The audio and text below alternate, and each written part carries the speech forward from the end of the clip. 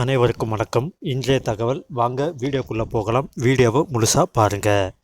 இனி பழைய ஃபோன்களை தூக்கி எறியாதீர்கள், இதில் கூட தங்கம் இருக்கலாம்.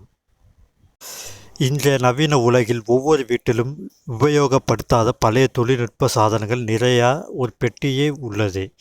அலமாரியில் இருப்பது சாதாரணம். அதில் காலாவதியான ஃபோன்கள், பழுதடைந்த கேபிள்கள் மற்றும் பிற எலக்ட்ரானிக்ஸ் பொருட்கள் குவிந்து கிடைக்கலாம்.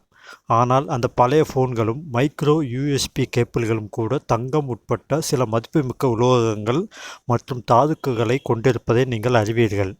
ஆராய்ச்சியாளர்களின் மதிப்பீட்டின்படி ஒரு கிலோ எலக்ட்ரானிக் சர்க்யூட் போர்டில் சுமார் 200 முதல் 900 மில்லிகிராம் வரை தங்கம் இருக்கலாம். பொதுவாக இந்த பழைய எலக்ட்ரானிக் சாதனங்களில் இருந்து மதிப்புமிக்க உலோகங்களை பிரித்தெடுப்பது மிகவும் கடினமான செயல்முறையாகும்.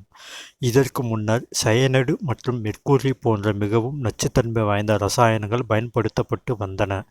இந்த ரசாயனங்கள் பிரித்தெடுக்கும் பணியில் ஈடுபவர்களுக்கு சுற்றுச்சூழலுக்கு பெரும் தீங்கு விளைவிப்பவை. ஆனால் ஆஸ்திரேலியாவில் உள்ள பிரிட்டிஷ் பல்கலைக்கழக ஆராய்ச்சியாளர்கள் தற்போது இந்த தங்கத்தை பிரித்தெடுப்பதற்கான ஒரு புதிய பாதுகாப்பான முறையை உருவாக்கி உள்ளனர். சாதாரணமாக நீர் சுத்திகரிப்பில் பயன்படுத்தப்படும் திரைக்ளோசிக் அமிலம் என்ற ஒரு நிலையான கலவையை பயன்படுத்தி நச்சுத்தன்மை இல்லாத ஒரு புதிய கரைப்பானை அவர்கள் உருவாக்கி உள்ளனர். இந்த கரைப்பான் அபாயகரமான ரசாயனங்களை தேவையில்லாமல் தங்கத்தை கரைத்து பிரித்தெடுக்க உதவுகிறது. இது புதிய முறை கழிவிலிருந்து மட்டுமே தாதுக்களிலிருந்து தங்கத்தை பிரித்தெடுக்க உதவுவதாக ஆராய்ச்சியாளர்கள் தெரிவித்துள்ளனர். எலக்ட்ரானிக் சாதனங்களில் தங்கம் ஏன் பயன்படுத்தப்படுகிறது?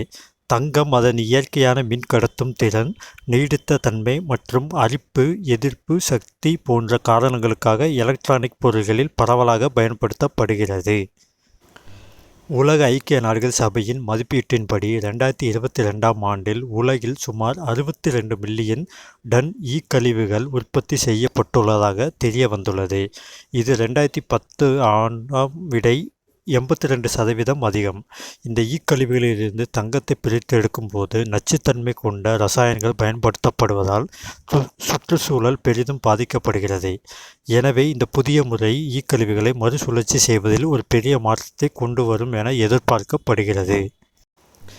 எனவே உங்கள் பழைய ஃபோன்கள் மற்றும் கெஜெட்களை தூக்கி எறிவதற்கு முன் அவை ஒரு தங்க சுரங்கம் என்பதை நினைவில் கொள்ளுங்கள்.